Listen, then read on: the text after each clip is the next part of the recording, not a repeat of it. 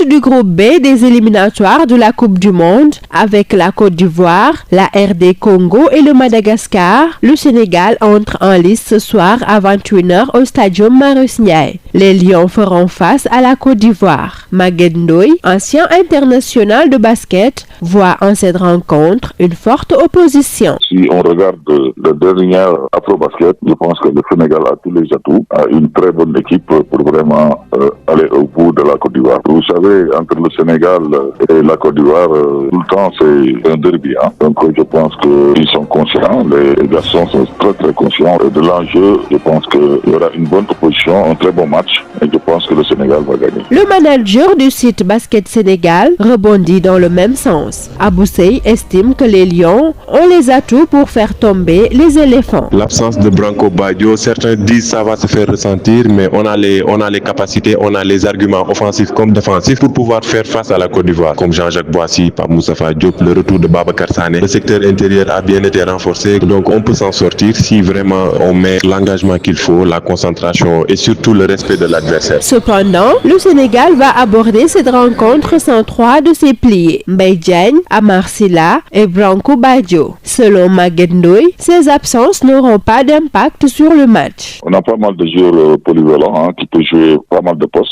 Et je pense que pour les remplacer, le coach va trouver les alternatives pour essayer de compenser leur absence. Donc je pense que ça ne devrait pas poser de problème. Le problème de Branco qui vient demain aussi, je pense que l'encadrement technique et l'entraîneur vont tout préparer pour que vraiment tout se passe bien pour l'équipe nationale du Sénégal. Cet entraîneur de basket, sous le couvert de l'anonymat, souligne le contraire. Pour lui, ces absences pèseront forcément dans le jeu des Lions. Certaines absences de taille se feront sentir, notamment celle de Mbaye Ndiaye et de Amar Sylla, deux joueurs clés dans le secteur intérieur. Leurs impacts défensifs et leur présence au rebond manqueront certainement à l'équipe. L'absence de Branco Badio pourrait se ressentir lors du premier match, notamment dans l'organisation offensive. Les Lions du Sénégal sont prêts à rugir. Le match contre la Côte d'Ivoire sera un véritable test de force pour les hommes de Desagana Diop. Avec leur détermination et leur passion, ils peuvent créer la surprise et prendre les devants dans cette fenêtre 2 des éliminatoires de la Coupe du Monde 2027.